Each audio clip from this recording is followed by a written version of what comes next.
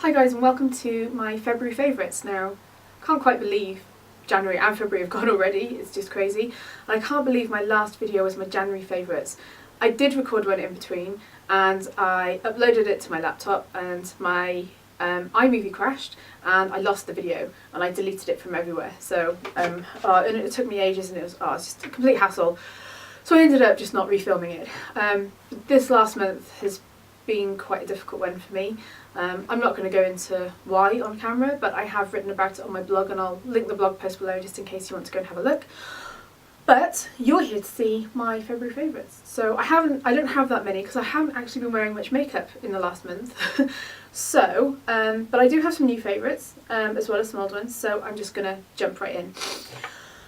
In no particular order, one of the new products that I've bought that I've tried is the Rimmel Match Perfection foundation in light porcelain, which I think is the lightest shade that they do, which is the one that I'm wearing today. I absolutely love this.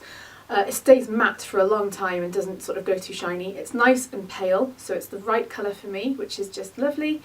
It has a nice amount of coverage, it's not too heavy, it doesn't accentuate my pores, it's just a really, really nice foundation. I've seen sort of Tanya Burr raving about it and thought, I'll give it a go.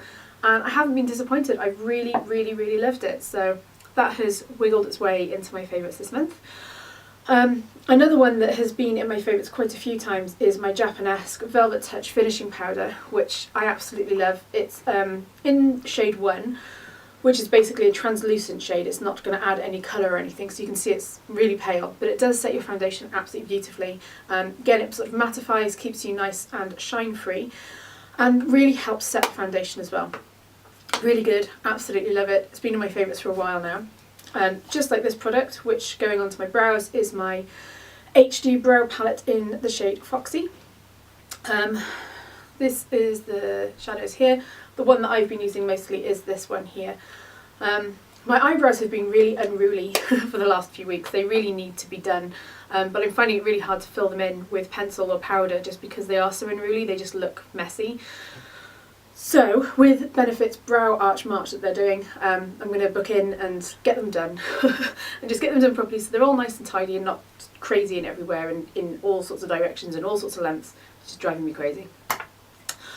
So anyway, next product will be one that is in almost all of my favourite videos, which is my Chanel Equator Liquid Liner. It is the best liquid liner it is the best liquid eyeliner out there, bar none. I absolutely love it. I wear it every single day, and even though there are some others where I may slightly prefer the formulation, the applicator is so much worse that it just makes it a nightmare to apply. So this is why this is still my favourite. I love it. Yes, it's expensive, but it'll last you the best part of a year, and that's using it every single day. So I think that's worth it. And when I say expensive, it's around £25. Might be 26 by now. Next up is a new eyeshadow primer. It's still Urban Decay, but it's instead of their normal one, their original one, this is in Eden. So this gives you a very nude matte start to your eyeshadow. It evens out any sort of redness or helps cover veins or anything like that that you have in your eyes. I actually find this, for me, doesn't last quite as well as the original, but I always put on the Bourjois Cream eyeshadow on top, which counters that, and that really helps keep it going for a long time. So that I've been loving, and you need the tiniest amounts, like really the tiniest amounts. For mascara, I have gone back to my Max Factor Clump Define Mascara. I think this is lovely. It really helps define the lashes really well. It doesn't build too much volume, but it does build length, and it holds a curl really well as well. And it's just a really nice applicator. I do have the CoverGirl Clump Crusher waiting to be used as well, so this one's pretty much done now, so I'll move on to that one and then I can really compare.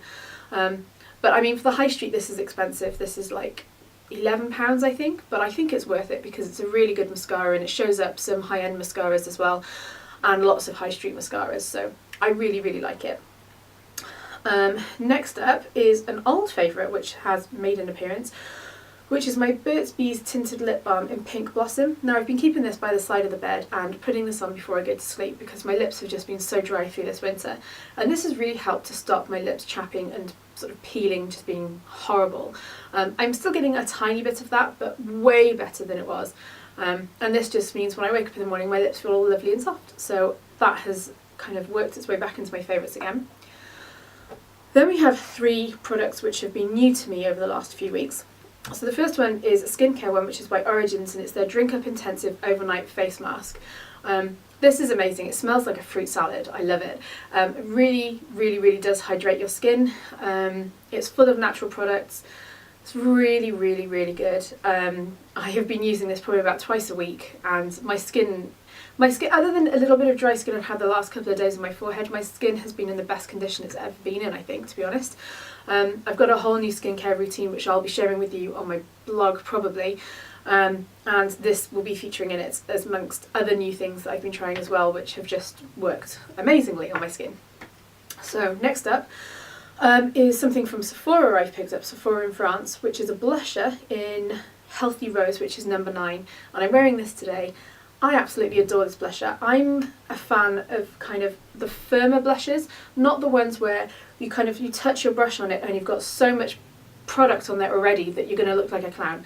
I prefer to be able to really kind of zhuzh my brush into the blusher and sort of apply it or have a nice amount there and it not be too crazy, and that's what this is like. It has amazing lasting staying power. It lasts all day on my cheeks. It just looks really beautiful, really natural, and it's just so pretty, and it's matte as well. There's no shimmer in it or anything like that, and it's just so good.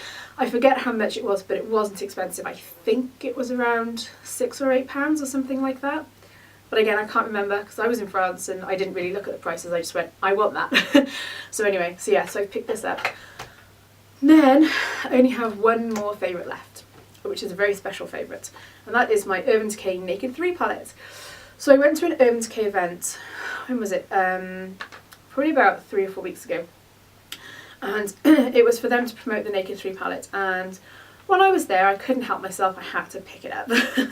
So I've got the Naked 1 palette, I haven't got the Naked 2 palette, and I feel like this is different enough from the Naked 1 to warrant having it. And I know it's pretty different from the Naked 2 as well because it's more pink toned, but it is just lovely. So these are the shades. I'm sure you're all very familiar with it and have seen many videos on it, so I'm not going to talk about it too much. I will say I do think the shades are more difficult to work with than the other palettes. I don't think that's necessarily a bad thing. I just think you need to be a bit more patient with it and experiment more with the colours than the other ones. All the others seem to be foolproof. They all kind of just work really well, and as much as these do work well together, they may take a little bit more work. At least I found. I may be the only one that's finding that. But the pigmentation in them is brilliant. The really glittery ones like Dust and Buzz, which are these two here, and you can't really see that, but I find the way I've been applying them is actually dabbing my finger on them and then dabbing it on the centre of the eyelid just to add a little bit of sparkle, because they're just like pure glitter practically. But this is a beautiful palette. I have been wearing it so much the last few weeks. I really, really, really love it. So yeah, so that's my February favourites. Not that many because, like I said, I haven't been wearing that much makeup. But thank you guys for being so patient. I'm hoping to get back on track with my videos now after a pretty intense few weeks. And I will see you on my next video. I hope you're having a fantastic day, and thank you so much for watching, guys. Bye.